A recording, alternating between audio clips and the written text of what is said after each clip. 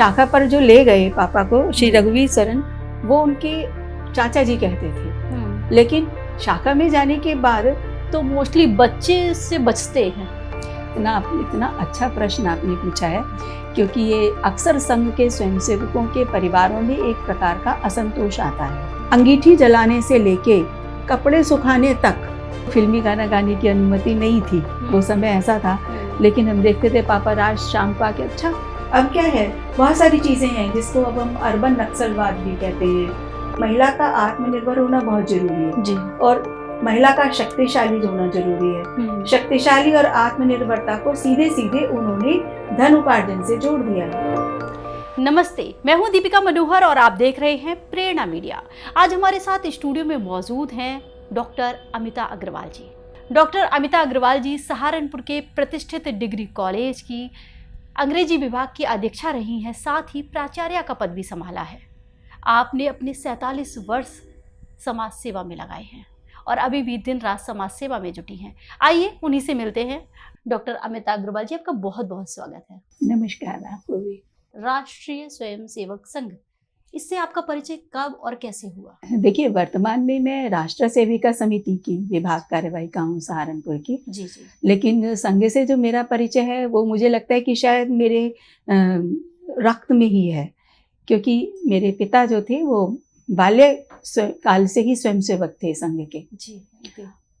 और तो जब से हमने होश संभाला है तो हमने तो संघ का ही पूरा वातावरण अपने परिवार में पाया। जी। घर में आने वाले भी जो हमारे अतिथि होते थे वो या तो संघ के प्रचारक हैं जी। या संघ के स्वयंसेवक हैं, और हमेशा ही संघ की ही चर्चाएं रहती हैं। शाखा, प्रार्थना, मतलब अलग से आपको समझने की जरूरत नहीं पड़ी, क्योंकि आपके परिवेश में आपको बचपन से, बाल्यकाल से ही वो सारी चीजें। हाँ। आपके पिताजी बाल्यकाल से जुड़े थे जी। तो उनका जुड़ना कैसे हुआ? उनका जुड़ना इस प्रकार हुआ कि गुलाउठी बुलंदशहर जिले में एक छोटा सा स्थान है, कस्बा, तो हम वहीं को बिलोंग करते हैं। जी जी। तो वहाँ पर पापा शायद तब 5th-6th क्लास में ही होंगे। जी। तो श्री रघुवीर सरन जी शाखा के स्वयंसेवक थे, तो वो पापा को बाल्य शाखा पर ले गए। और उसके बाद उनको उस शाखा पे पहुँच के लगा कि भाई ये तो मेरा स्थान है। और फिर उसके बाद उनके अंदर एक निष्ठ स्वयंसेवक बनने की जो एक ज्योति थी वो प्रज्वलित हो गई। शाखा पर जो ले गए पापा को श्री रघुवीर सरन, वो उनके चाचा जी कहते थे। लेकिन शाखा में जाने के बाद वो 10-11 साल का बालक उनका मित्र बन गया और वो हमेशा उनको जगत जी कहते थे, जबकि वो उनके चाचा जी कहते थे उनको। तो ये एक अजीब मतलब बालक को भी सम्मान के भाव से जो एक यहीं से एक मनोभाव गढ़ता है, मुझे लगता है। हाँ, तो यहीं से जो संघ की विशेष पद्धति है कार्य करने की, कि अगर शाखा पर मुख्य शिक्षक 6 साल का बालक भी है और शाखा में प्रचारक हैं या इवन संघ चालक भी है, तो वो भी उनकी आज्ञाओं को मान करके, उस बालक की आज्ञाओं को उसी श्रद्धा के साथ मानेगा कि जैसे कोई बहुत बड़ा व्यक्ति होता है। तो शाखा एक आपस में एक अलग ही प्रकार का संबंध स्थापित करती है। बिल्कुल सही कहा आपने। जैसे आपने बताया कि आपके फादर जुड़ गए थे, है ना, तो आप में वो भाव आया। मैंने कई बार देखा है कि जब फैमिली बैकग्राउंड ये कह सकते हैं, या जब पिताजी घर के या बड़े लोग जुड़े होते हैं किसी संस्थान से, किसी जगह से, किसी विचार से, तो मोस्टली बच्चे से बचते हैं। हाँ, कटाव महसूस करते हैं, ये बहुत अच्छा, भागते हैं। बट वो आप में भाव आया और आप इस लेवल पे जुड़ गए कि आपने अभी तक अपना समय राष्ट्रीय सेविका समिति को समर्पित किया हुआ है। देखिए, ये ना इतना अच्छा प्रश्न आपने पूछा है, क्योंकि ये अक्सर संघ के स्वयंसेवकों के परिवारों में एक प्रकार का असंतोष आता है, क्योंकि संघ के स्वयंसेवक सुबह से लेकर रात तक शाखा, कार्यक्रम, भाई साहब, इन सब में व्यस्त रहते हैं और वो घर को समय नहीं दे पाते। तो घर की जो महिलाएं होती हैं या बच्चे होते हैं, उनके अंदर एक प्रकार की वितृष्णा पैदा हो जाती है। मैंने ये बहुत नज़दीक से देखा है और संघ के स्वयंसेवकों के साथ ये समस्या भी रही है जी। लेकिन पापा के साथ हमने ये देखा कि पापा घर को भी उतना ही महत्व देते थे। जैसे मेरी माँ एक बालिका विद्यालय में अंग्रेजी की प्रवक्ता थी। जी। वो भी सुबह निकलती थी, पापा भी सुबह निकलते थे क्योंकि वो गणित के प्राध्यापक थे। दोनों साथ निकल रहे हैं और हम बच्चे छोटे छोटे हैं, तो मैंने अपने पापा को माँ के साथ हर काम में हाथ बटाते हुए देखा, अंगीठी जलाने से लेके कपड़े सुखाने तक, और अगर काम वाली नहीं है तो सफाई करने तक। ये काम वो माँ के साथ निपटा करके जब हम छोटे थे, उसके बाद वो अगर शाखा भी गए हैं तो पहले माँ की सहायता करके, और जैसे ही शाखा से प्रातःकाल की शाखा से लौटे हैं, 7:30 बजे विद्यालय भी पहुंचना है, तो तुरंत अगर कुछ काम रह गया तो तुरंत उसको समेटते थे। आप ये किस सन की बात बता रहे हैं? ये बात मैं आपको बता रही हूँ, ये 70s की बातें बता रही हूँ। सोचिए, मतलब मुझे लगता है कि जो जिनके अंदर ये भाव रहता है कि हमारे बच्चे नहीं जुड़ पा रहे हैं, मुझे लगता है उन पेरेंट्स को या उन संघ स्वयंसेवकों को ये कि हम एक ऐसा माहौल तैयार कर दें कि बच्चे उस चीज को एंजॉय करें, उन्हें लगे कि ये आदर्श आए हैं उस जगह से। आदर्शवादी बातें मुझे लगता है सिर्फ समझाने से नहीं आती हैं, हमें करके कई बार दिखानी पड़ती हैं। तो उन्हें कभी संकोच नहीं हुआ, जबकि वो समय वो था कि जब महिलाएं ही घर का काम करेंगी, ऐसा एक अलिखित धर्म था। हम लोगों को फिल्मी गाना गाने की अनुमति नहीं थी, वो समय ऐसा था। लेकिन हम देखते थे पापा रात शाम को आके, अच्छा वो गीत सुनाओ जरा, तो वो गीत सुनते थे। और आपको आश्चर्य होगा सुन करके कि जब मेरा विवाह होना था, तो विवाह भी मेरा संघ परिवार में ही हुआ। तो मेरे जो ससुर जी थे और मेरे जेठ, वो मुझे देखने के लिए आए। तो पापा ने कहा कि ये गाती बहुत अच्छा है। कि अच्छा, कौन सा गाना सुनाओगे? फिर उन्होंने गीत सुना मेरे से, तू ही शुद्ध तू ही बुद्ध, एक संघ का गीत है, वो उन्होंने मेरे से सुना। अरे वाह। तो लड़की पास होने की जो उनके सामने क्राइटेरिया था वो ये था कि ये लड़की संघ के गीत कितना अच्छा गाती है। आपने जैसे बताया, आपका बाल्यकाल का कुछ ऐसा अनुभव जब आप संघ की शाखा में गई हो, या आपने वहां से कुछ ऐसा प्रभावित हुई हो देखकर? एक अनुभव मुझे याद आ रहा है, आप बहुत पुरानी मुझे स्मृतियों में ले जा रही हैं। उसका बहुत हल्का सा ही मुझे याद है, 2 एपिसोड याद हैं। एक बार शायद वो अलीगढ़ स्थान था या आगरा स्थान था, और परम पूजनीय देवरस जी का एक कार्यक्रम था। तो उसके लिए सिकंदराबाद से कुछ बसेस गई थी, तो मैं भी गई थी उसमें। तो वहाँ मैंने कुछ शायद वो समिति की बहनें होंगी, उनको मैंने व्यवस्था में लगे देखा। तो वो मुझे इतना आकर्षित किया कि अच्छा, संघ में बहनें भी काम कर सकती हैं। तो ये मेरा पहला अनुभव था। फिर एक और कार्यक्रम हुआ था, उसमें संघ के सभी बंधुओं ने, बुलंदशहर जिले के सभी बंधुओं, नरौरा पर, नरौरा एक बहुत सुंदर स्थान है, अपना बांध भी है वहाँ पर, हाइड्रो पावर का सेंटर है वो। तो वहाँ पर एक कार्यक्रम रखा वन विहार का करके, और स्थान स्थान से बसेस गई थी, बहुत बड़ी संख्या में, शायद 2-2.5 हज़ार की संख्या में वो कार्यक्रम रहा था। तो उस कार्यक्रम में मैंने एक गीत गाया था, भारत माँ तेरी जय हो विजय हो। वही गीत गाया था, और वही गीत मैंने अपने होने वाले ससुर जी के सामने भी गाया था। तो वो बहुत अच्छा अनुभव रहा।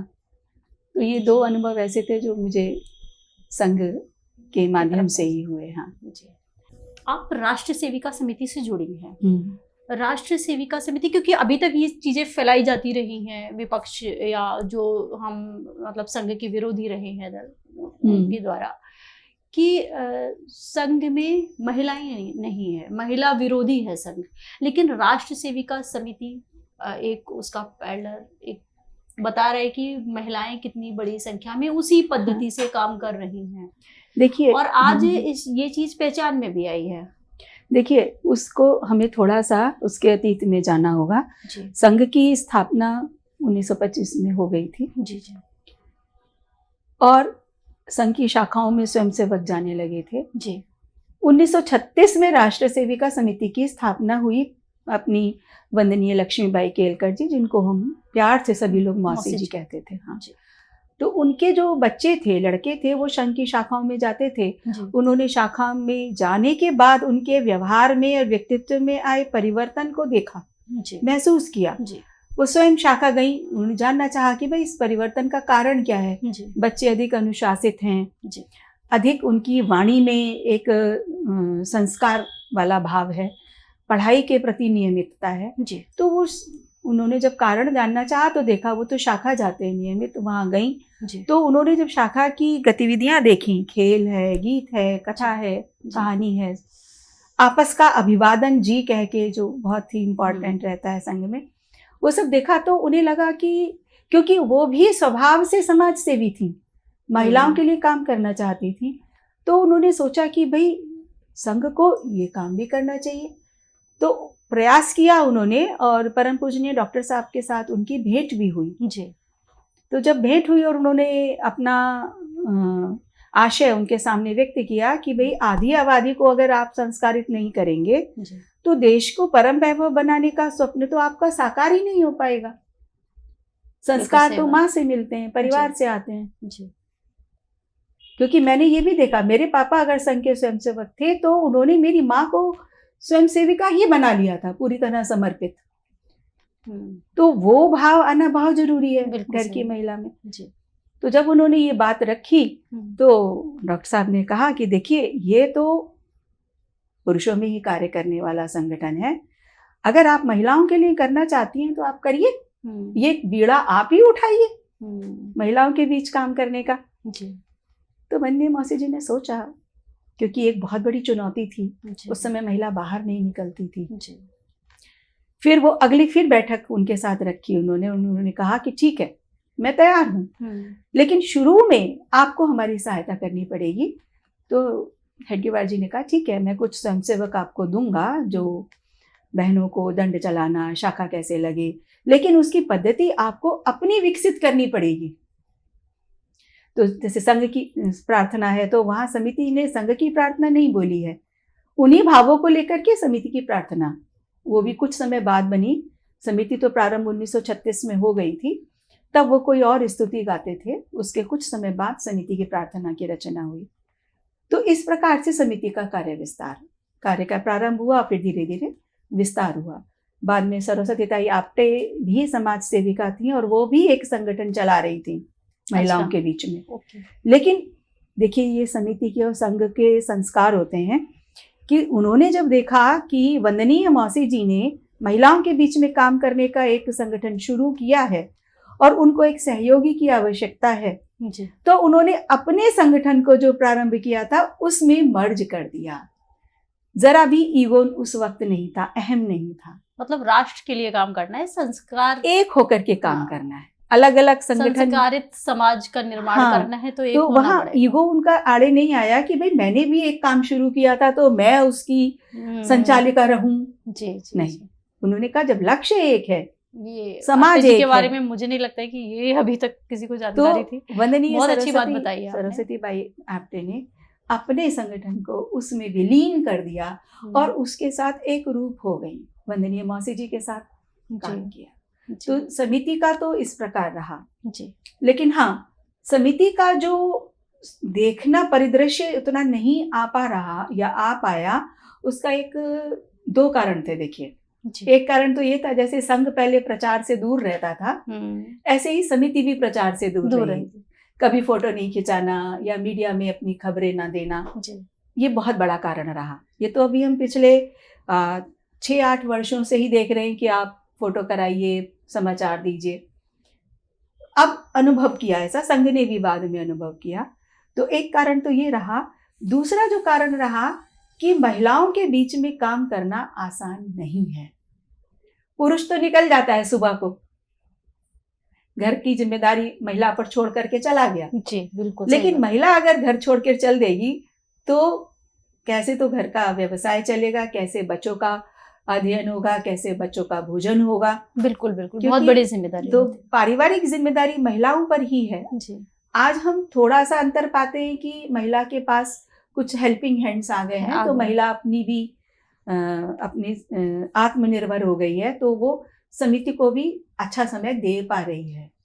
तो ये दो कारण रहे कि समिति का कार्य उतने गति से नहीं बढ़ पाया जितनी गति से संघ का कार्य हमें दिखाई देता है। आपका परिचय कब हो पाया राष्ट्रीय सेविका समिति? हाँ, राष्ट्रीय सेविका समिति से मेरा अगर ऑफिशियल परिचय प्रारंभ होता है तो यूँ तो संघ का वातावरण था, हमको ये भी जानकारी थी समिति है, थोड़ा थोड़ा समिति की गतिविधियों की भी जानकारी थी।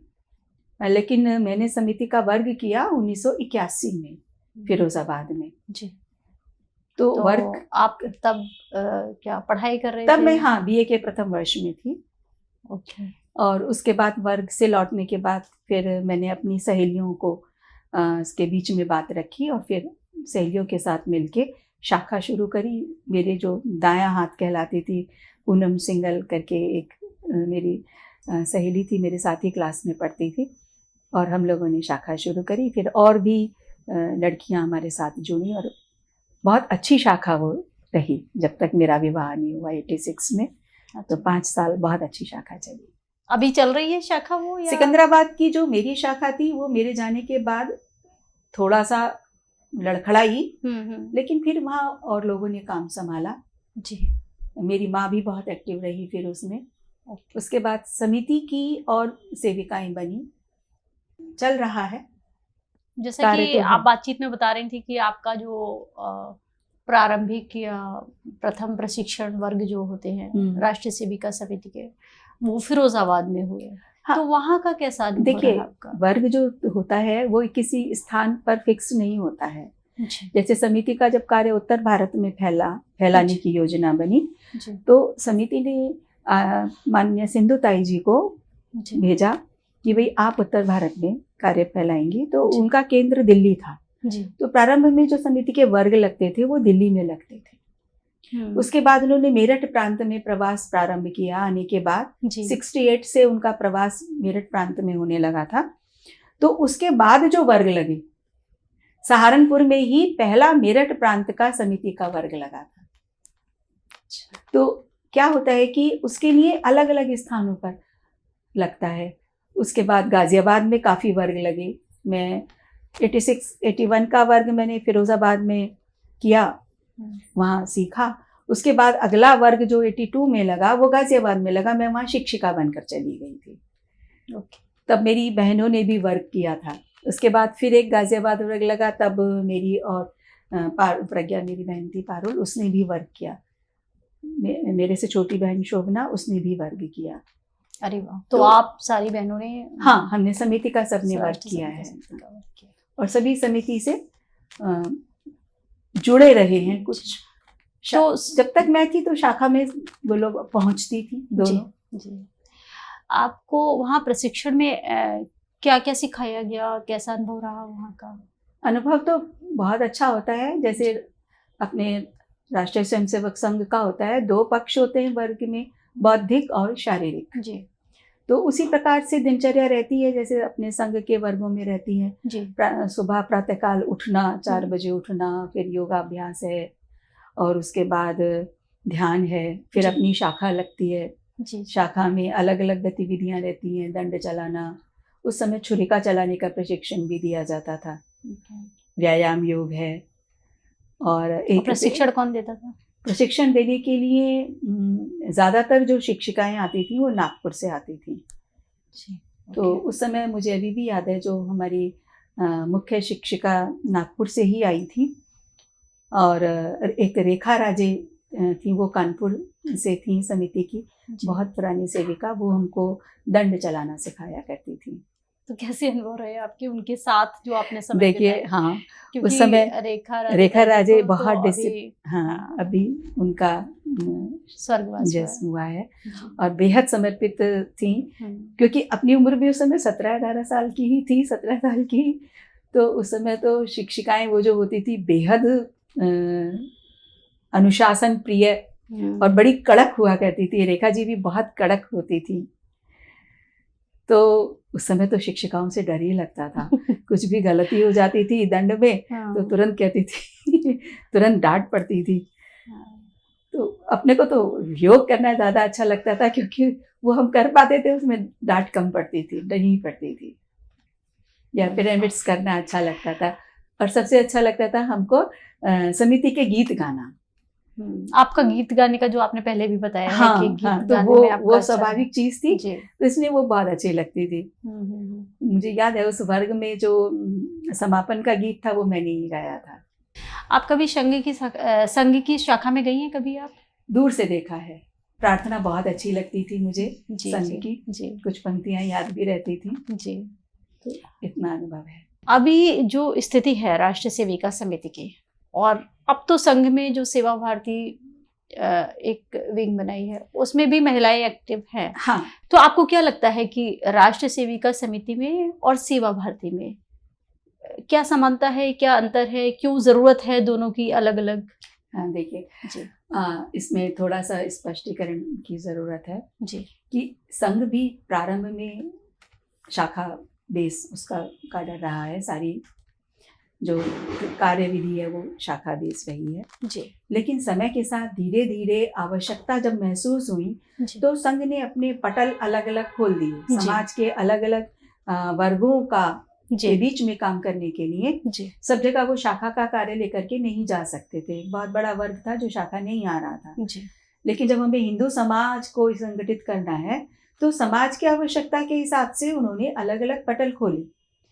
जैसे विश्व हिंदू परिषद, धार्मिक क्षेत्र में कार्य करना है तो विश्व हिंदू परिषद जी जी आया। वैसे ही भारतीय मजदूर संघ आया, जी। माननीय दत्तोपंत ठेंगड़ी जी ने उसकी आवश्यकता समझी। ऐसे जी। ही कृषकों के बीच में आया, सेवा के क्षेत्र में कार्य करने की आवश्यकता, सेवा भारती आई, तो वनवासी कल्याण आश्रम आया। जी आज मुझे लगता है कि कम से कम एग्जैक्ट संख्या मुझे याद नहीं है, लेकिन 40-45 इस तरह के पटल तो चल ही रहे हैं जी संघ के, जी। मीडिया में भी आ गया है।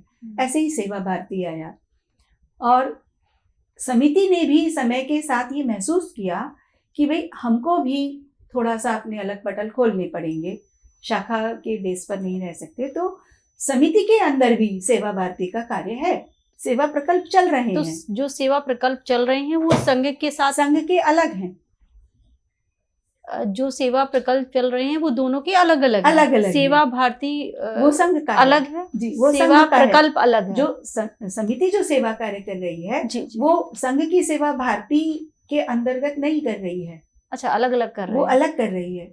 सेवा का बहुत सारा स्वरूप मिलता जुलता दिखेगा, लेकिन उसके अलग हैं। अपने यहाँ भी सेवा विभाग होता है, जी तो सेवा विभाग का प्रमुख है, सह प्रमुख है, उसकी भी गतिविधियां हैं। हम लोग भी संस्कार केंद्र चलाते हैं, जिसमें सेवा प्रकल्प के अंतर्गत ही संस्कार केंद्र है, आत्मनिर्भरता के केंद्र हैं, जिसमें सिलाई कढ़ाई इस तरह की चीजें हैं, जी और ब्लड डोनेशन कैंप है। अभी अपने यहाँ सहारनपुर में भी एक सेवा विभाग का कार्य चल रहा है, समिति का ही, अच्छा। जिसमें अलग अलग गतिविधियां चलती हैं। अपना संस्कार केंद्र चलता है तो सहारनपुर में। आत्मनिर्भर बनाना बेसिकली महिलाओं को। आत्मनिर्भर, हाँ, वो समिति का भी एक कार्य में आ गया है। जी इसी प्रकार से समिति के भी वनवासी क्षेत्र की बहनों के विद्यालय और हॉस्टल्स हैं। अच्छा, मुझे एक चीज पूछनी थी कि जो हमारे जो सीमा बॉर्डर एरिया हैं, जी, है ना, तो उनमें ये मतांतर की घटनाएं, लव जिहाद की घटनाएं तो खैर हाँ। शहरों में भी हो रही हैं, जी। शहरों में भी।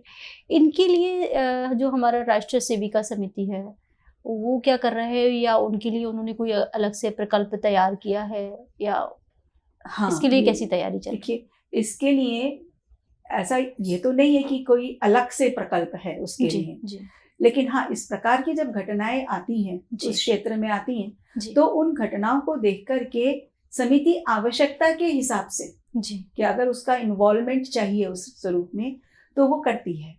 वरना मुख्य रूप से समिति का कार्य जो है इस विषय को लेकर के एक जागरूकता बढ़ाना, और इस विषय को हम अपने शाखाओं पर भी लेते हैं। तो अभी हम मतलब राष्ट्रीय सेविका समिति इस लेवल पे काम कर रही है कि जो भी ऐसे केसेस हो रहे हैं तो उससे बहनों को हमें करना, कैसे आगाह करना है, चेताना, उससे कैसे बचना है, हाँ। कैसे उसे, तो इसके लिए सिर्फ शाखा पे ही काम चल रहा है या? देखिए, हाँ, उसके लिए शाखा लगती है तो वहाँ ये विषय आता है। और जैसा मैंने बताया कि आत्मरक्षा करने के लिए भी समिति की शाखाओं में ये तो पहले से होता है, भी वो है। अभी भी दंड चलाना है, यष्टि चलाना है, या नियुद्ध है, तो उनके अंदर एक निर्भीकता का भाव भरने के लिए ये गतिविधियां रहती, शाखा में भी रखते हैं जी। और दूसरा, वो विषय बड़े स्तर पे भी गोष्ठियों के रूप में, या कई बार हम लोग बड़े कार्यक्रम रखते हैं, तो जागरूकता फैलाने के तरह से उस कार्यक्रम को, उस विषय को लेते हैं, जी जी लव जिहाद के विषय को। जी। और मैंने सबसे पहले लव जिहाद शब्द 2009 में अपने समिति के वर्ग में ही सुना। अच्छा, मतलब उन तक की बात पहुंच रही। समाज में ये विषय था ही नहीं, क्योंकि मैं निरंतर अखबार पढ़ने वाली, समाचार या यूं से कह सकते अवगत रहने वाली हैं शब्द गढ़ा ही नहीं गया, तब तक लोग समझ नहीं पा रहे थे कि क्या शब्द हो रहा तो है। गढ़ चुका था, जी। लेकिन मीडिया में कहीं नहीं था। हाँ। पहली बार समिति के वर्ग में ही मैंने इस विषय पर पूरा अच्छे से एक पूरा व्याख्यान हुआ, एक बौद्धिक हुआ, और वहां मैंने सुना, मैंने कहा अच्छा ऐसा भी है। क्योंकि ये जो शब्द है लव जिहाद, ये केरल में एक जज ने ही दिया था, तो वो शायद तभी की घटना थी, लेकिन समिति ने तुरंत उस विषय को पकड़ा। जी। तो ऐसा नहीं है कि समिति इन विषयों को प्रति बहुत तेज नजर रखती है और इस प्रकार के विषयों को लेती है, क्योंकि मुझे लगता है कि राष्ट्रीय सेविका समिति अपनी शाखाओं में, अपने कार्यक्रमों में संस्कार की बात करती भी है और उसके लिए प्रयास भी कर रही है। लेकिन ये जो लड़ाइयाँ हैं, लव जिहाद और ये बहुत ही शातराना तरीके से या बहुत ही अलग लेवल पे लड़ी जानी है। ये विचारों की लड़ाइयाँ हैं जो धीरे धीरे जैसे हम कहते हैं कि जो हमारा इतिहास है वो तोड़ मरोड़ के हमारे सामने पेश किया गया, वैसे ही ये लव जिहाद का है कि हम धीरे धीरे संस्कार तो आ रहे हैं बच्चियों में, महिलाओं में, लेकिन उस संस्कार को हमें ऐसी चीजों से बचाना भी कैसे है। आत्मरक्षा तो जब हमें सामने से कोई लड़ने आ गया तो हम कर सकते हैं।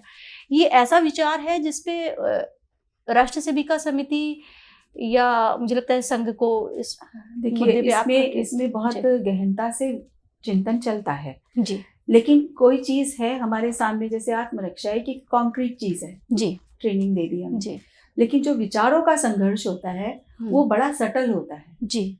उसका प्रभाव धीरे धीरे आता है। अगर हम उसका काउंटर नैरेटिव शुरू करते हैं जी, तो उसका प्रभाव भी बहुत धीरे धीरे आएगा जी, जी। और वो खाली एक समिति से जुड़ा है वो विषय रखेगी, गहनता से रखती है जी, लेकिन उसके लिए पूरे समाज में जी उस प्रकार की जागृति होना बहुत आवश्यक है। कई बार हम अपनी प्रतिनिधि सभा में जाते हैं तो वो इन विषयों पर और बहुत गहनता से चिंतन होता है, और फिर हर बार अपनी प्रतिनिधि सभा में एक निष्कर्ष रूप में एक प्रस्ताव पारित किया जाता है, और वो प्रस्ताव पारित होकर के अपने राष्ट्रपति महोदय को या महोदया के पास भी जाता है, और शायद सुप्रीम कोर्ट के जज, इस तरह के बड़े बड़े जो नीति नियंता माने जाते हैं उनके पास भी जाता है। तो उन प्रस्तावों में यही सारी बातें होती हैं कि ये उसका मानना ये है कि लव जिहाद है या मतांतरण है जी, तो उन पर चिंता व्यक्त होती है और इसको किस प्रकार रोका जाए, कुछ उसके संबंध में कड़े कानून बनाए जाए, इस तरह का चिंतन करके वो प्रस्ताव भेजते हैं। क्योंकि लव जिहाद शब्द तो अभी कानून में भी नहीं है।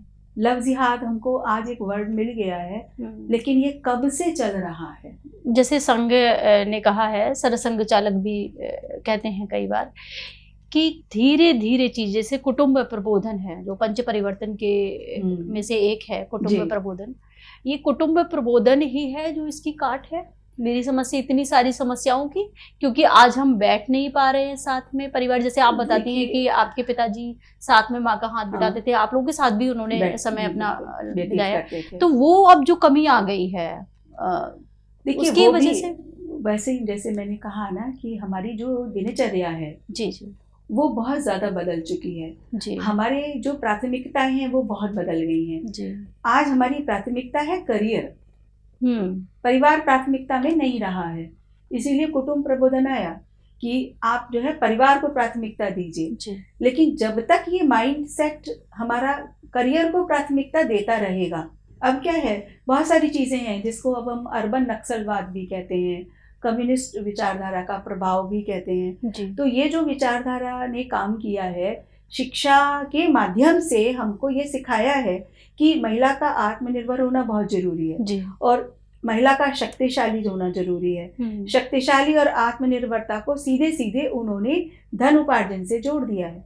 तो करियर जब हमारी प्रमुखता बन जाता है, और जब महिला ये मानने लगती है कि परिवार उस करियर में बाधा बन रहा है जी, तो वो उस परिवार को तो छोड़ती है, क्योंकि प्राथमिकताएं बदल गई हैं। जी, तो जब तक हमारी प्राथमिकता परिवार नहीं होगा, परिवार और करियर को अगर हम साथ साथ लेके चलने का संतुलन साधने की जब तक हमारी क्षमता। मनस्थिति नहीं बनेगी, जिनकी मनस्थिति है वो दोनों चीजों को संभाल रहे हैं, जी, वो करियर भी संभाल रहे हैं, परिवार भी, लेकिन जहां पर वो एकांगी है, जो ये मान रहे हैं कि परिवार तो हमारा करियर के बीच में बाधा है, जहां तक जब वो इतनी कुशलता उनमें नहीं आती है तब तक ये समस्याएं रहने वाली हैं।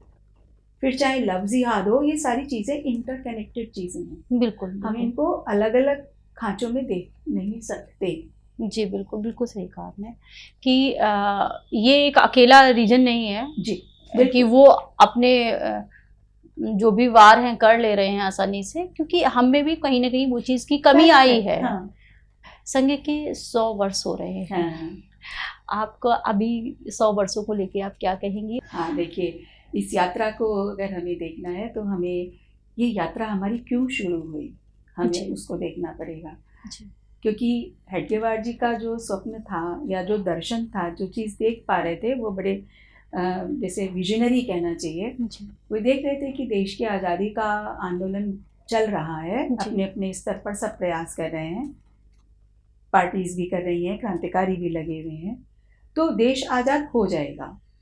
लेकिन देश की आज़ादी किस स्वरूप में बनी रहेगी, आज़ादी कब तक रहेगी, जी, समाज का क्या स्वरूप होगा, उसकी स्पष्टता किसी को नहीं है, क्योंकि तुष्टीकरण की राजनीति तब शुरू हो चुकी थी। शुरू हो चुका। जी, और वो सब देख कर के उन्होंने कहा कि भारत को अगर परम वैभवशाली राष्ट्र बनाना है तो हमें हिंदू समाज को संगठित करना पड़ेगा और उसमें आई हुई जो एक आत्महीनता का भाव है उसे जगाना पड़ेगा, निकालना पड़ेगा। निकालने का काम विवेकानंद, स्वामी विवेकानंद पहले ही कर चुके थे। जी, हिंदू बोध का गर्व वो पहले ही भरने का आह्वान कर चुके थे। उन्होंने उसी आह्वान को आगे बढ़ाया संघ की शाखाओं के माध्यम से। जी, तो लक्ष्य था समाज को संगठित करना और समाज के अंदर की हीनता को निकाल करके और उनके अंदर एक स्वत्व का भाव जगाना, ताकि भारत अपने पैरों पर अपने स्वरूप में खड़ा हो सके, ना कि कोई पिछलग्गू होकर के। वो उनका स्वप्न था। और संघ ने अपनी 100 वर्षों की यात्रा में, मुझे ये लगता है, अपना ये लक्ष्य काफी हद तक प्राप्त कर लिया है। क्योंकि अगर हिंदू होने का गर्व आज समाज महसूस कर रहा है तो वो संघ के इस 100 वर्षों की तपस्या के परिणाम स्वरूप है। बिल्कुल। क्योंकि मुझे वो समय याद है जब हम हिंदू नहीं कहते थे खुद को कहते थे कि भाई मैं बनिया हूँ या मैं जैन हूँ, अगर कोई जैन समाज से है या जो भी उसका जाति जिसमें है उसको बताना मैं महसूस करता था, हिंदू नहीं कहना चाहता था। ये मैंने स्वयं महसूस किया है, क्योंकि मैं बौद्धिक जगत से जुड़ी रही हूँ। बहुत अच्छे से मुझे वो समय याद है जब लोग कहते थे राम मंदिर क्यों बना रहे हैं, मेरे ही अपने कलीग कहते थे इतने मंदिर हैं, मक्खियां भिनभिनाती हैं, क्या करेंगे एक और मंदिर बना के, अरे अस्पताल बना दे। वो दृष्टि थी। लेकिन आज हम जानते हैं मंदिर हमारी पहचान का, अस्मिता का, खाली आस्था ही नहीं, हमारी अस्मिता का, हमारे गौरव का प्रतीक बन के उभरा है। तो वो संघ की 100 वर्ष की यात्रा का एक परिणाम है। तो समाज एक हिंदू होने के भाव में गर्व महसूस कर रहा है, अपनी संस्कृति में गर्व महसूस कर रहा है। तो संघ का जो लक्ष्य था वो तो काफी हद तक इन 100 वर्षों की यात्रा में हो गया है। संघ का कार्य था जगाना, समाज को जगाना, हिंदू होने का, संगठन का भाव को पैदा करना, वो उसने किया। आपने बहुत अच्छी बात कही, डॉक्टर अमिता अग्रवाल जी ने बहुत अच्छी बात कही। उन्होंने कहा कि डॉक्टर हेडगेवार जी का जो स्वप्न था, जो उन्होंने सोचा था, जो उनके विचार थे, जिस चीज़ से वो समाज को बाहर निकालना चाहते थे वो थी अस्तित्वहीनता की भावना, स्वहीनता की भावना। और वही स्वत्व को जगाने के लिए संघ ने अभी तक के कार्य किए हैं। और यही स्वत्व का जो भाव है वही संघ को, संघ के स्वयंसेवक को की एक अलग पहचान है, उनका गौरव है। और संघ का ही नहीं, पूरे समाज के लिए ये बहुत ज़रूरी है, ऐसा डॉक्टर अमिता अग्रवाल जी का कहना है। आप सभी का बहुत बहुत धन्यवाद। आपका भी बहुत बहुत धन्यवाद। नमस्कार, मुझे भी आपके साथ बात करके बहुत अच्छा लगा।